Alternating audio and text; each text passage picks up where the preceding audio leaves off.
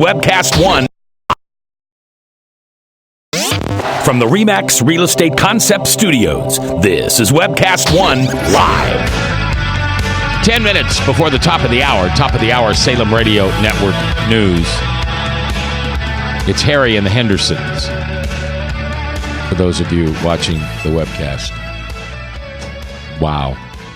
All right, we're back here with Don DeWay and Jake. I'm not sure I know your last name. Christensen? Chaya. Oh, that's right. And your passion, Jake, is something called the White Dove Foundation. Tell me about this, please. My wife and I started the White Dove Foundation in 1997. And what we were doing was helping underprivileged youth get schools. So we've established 2 schools in Vietnam, a school and a retreat center in India, and currently we have a school in Rwanda, Africa. The school in Rwanda is the one we're focused on now, because the other ones, after we're working with them for 3 or 4 years, they become self-sufficient. And that's the idea of not being a ministry project, but becoming a self-sustaining business. This is the final year, we hope, for the school in Rwanda that we need to raise support for them. We are a high school for girls, and in that high school we have a computer science curriculum, and with the curriculum what they're doing is also the academics to pass the national certification for high school diplomacy. And we hear a lot about a lot of violence and stuff in Rwanda, but these kids are safe, right? These schools are in a safe place. It used to be very violent in Rwanda. It's no longer that way. The genocide really was worldwide as far as the notoriety. Today, President Paul Kagame, who is a Christian, he's just been reelected, and they changed the constitution because he's brought a lot of civility, a lot of safety, and a lot of development. Last year, they were named the top developing nation in Africa.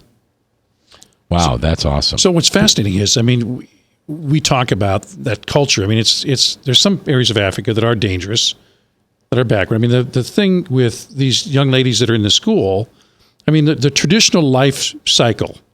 And one thing that's fascinating that we talked about earlier was the average age of the people in that country. It's very young. Yeah, the life expectancy is in the 40s, and the median age right now is age 15. Can you imagine the median age of people in that country? 15 because of the genocide. Yep, they lost 1 million people in that genocide, and there's 11 million now living, and they were all being birthed in the last 15 to 20 years. So the life cycle of a typical young lady in Rwanda is what? Well, the problem that you've had in many African countries is women are second-class citizens. So who goes to school are the boys. The girls basically stay at home. Some of them go to elementary school, but they stay home and take care of their families, their brothers and sisters, and their parents. And usually by the time they're 15 or 16 years old, they're pregnant or they're getting married, and then their life is basically raising 6 to 8 children. Oh, my heavens. So this changes their lives forever. Absolutely. What's happened is Rwanda's made it a government mandate that 53% of all government positions are held by women. So that took away a lot of the violence, the gender violence, but it also gave girls hope. The only problem is they can't afford to go to school. That's where we step in and get them through high school. What does it cost to get one young lady through high school? It's $100 a month as far as tuition for a girl. They have 3 terms a year. So, it's about $1,200 a year. It's a day school, and we have a small school. There's 35 right now that are in the school. Okay, and so when you pledge $100 a month over the course of a year, you are putting a young lady through what we would call high school? 1 full year of high school, yes. 1 full year of high school for $1,200. Yes. That's awesome. So what does that mean That in their just gives lives? people an idea about, the kind of money that you're looking for when, $1,200 for one child. We will run an entire school on $160,000 a year, and that includes everything: wages for staff, meals during the daytime, and all the books and computers. Wow, that's awesome. So I think it's astounding that when you see the results that you've generated with these young ladies, talk about, if you would, some of the things that they've gone on to, some of the academic achievements, some of the opportunities that are opening new doors for them academically, et cetera. This is the most exciting part. We had 19 seniors last year. They all graduated. 6 of them are now in the university. Oh, neat. And on top of that, some of those girls were approached by schools in the United States. Amherst College, Bennington, and Smith, all from Massachusetts, came to look at the girls to give them long-term scholarships. Yale University actually selected one of our girls for a Young African Leadership Institute. So we're doing very well as far as getting them prepared academically. From a computer science standpoint, we had 6 girls that made it a project and developed a database that the government bought that are using them to manage their database. And this year, the senior project that we had, a girl created a database for the National Rwandan Police because there's so much corruption and all, they don't know how to track all the crime. Well, she made this database and now they're using it. So our girls are not just getting academically prepared. Many of them might not want to go to college or university, but to start a job or start a business, that's what we're looking at. You talked about traditionally, if in other schools, for example, you're teaching a lot of computer skills, which are sorely needed in that area of the world and everywhere. But in some of the computer courses, they didn't even actually have computers. They would just read it in a book. That's as far as it went. This is the weird thing. In the public schools in Rwanda, there's 77 students per instructor.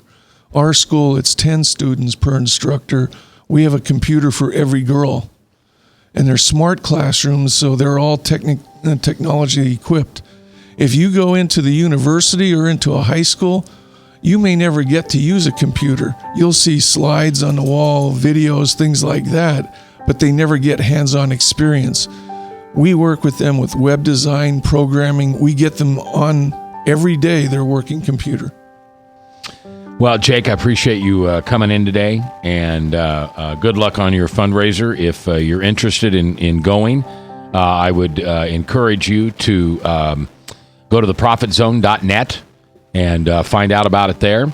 And it's an event coming up November 16th, which is next Wednesday night, 7:30 at The Forge, which is at 1420 Locust Street. It's a brand new restaurant and area down there, and it's right across from the Sculpture Garden. Yeah.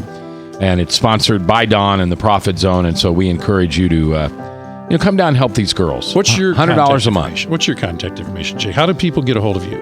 You can contact me over phone, 612-414-5182. That's 612-414-5182. Or Jay Chaya, JCHAYA at White Dove Foundation. All right. Thank you very much, gentlemen. Appreciate you being here. Remember, I ask you every day, and I'm never going to stop. You're carrying something heavy, brother, sister. I know you are. It's a resentment. Give it to Jesus, because as you forgive, you shall be forgiven. I'll see you at church.